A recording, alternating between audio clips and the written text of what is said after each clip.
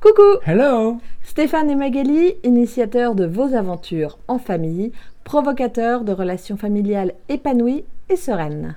Aujourd'hui, mon enfant souhaite un animal de compagnie, un animal domestique. Papa, je peux avoir un chien s'il te plaît? Ouais. Papa, s'il te plaît, un chien? Oui. Ah oui. Et puis je serai sage et je le sortirai tous les jours. Je m'en occuperai tout le temps, ce sera mon chien. Je n'en doute pas, j'en suis sûr et certain. Eh oui, je suis sûre que vous aussi, vous avez été confrontés à ces discussions chaque année. Alors, c'est sûr, c'est certain, les bienfaits d'un animal de compagnie sont énormes pour l'enfant, pour l'adulte, pour l'épanouissement, pour l'autonomie, la responsabilité, enfin plein, on en trouvera plein. C'est pas notre discours du jour. Notre discours du jour, c'est ne tombons pas dans le piège de dire oui sans réfléchir et de se retrouver comme malheureusement encore en France on le retrouve trop souvent, 6 mois après, avec des animaux abandonnés, des animaux ramenés à la SPA 6 mois après l'avoir acheté. Non. Un animal domestique, c'est une vraie décision. Et oui, un animal domestique, c'est un choix, c'est une décision familiale, parce que c'est une responsabilité collective. Chaque membre de la famille va être responsable de cet animal, aura un rôle à jouer, aura une participation à donner pour que cet animal ait toute sa place au sein de la famille.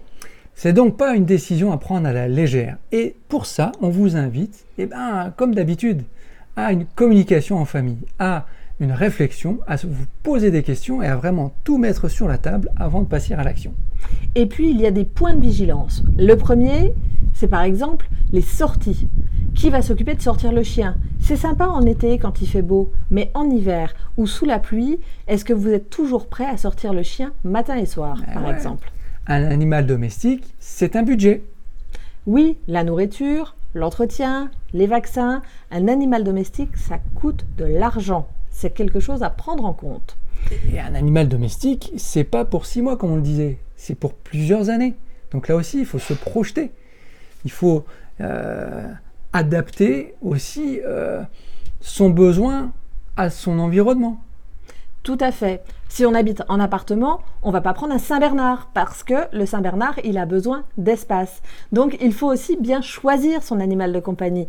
Et pour ça, vous pouvez vous rendre auprès des associations ou dans les animaleries qui vous donneront les meilleurs conseils pour prendre l'animal le plus adapté.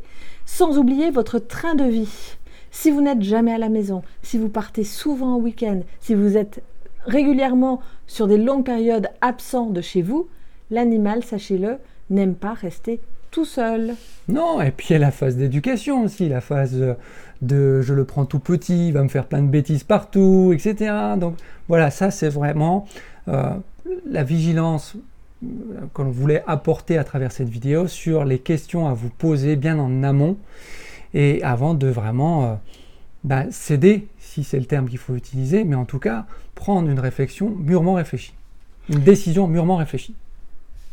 On vous invite à engager la discussion en famille. C'est le moment où jamais. Ils sont nombreux tous ces animaux qui attendent qu'on les adopte, qui attendent que vous veniez les chercher, à condition que ce soit effectivement une décision mûrement réfléchie. Et puis, vous verrez que c'est aussi beaucoup de bonheur et beaucoup de bienfaits pour les petits comme pour les grands, comme tu le disais, Stéphane.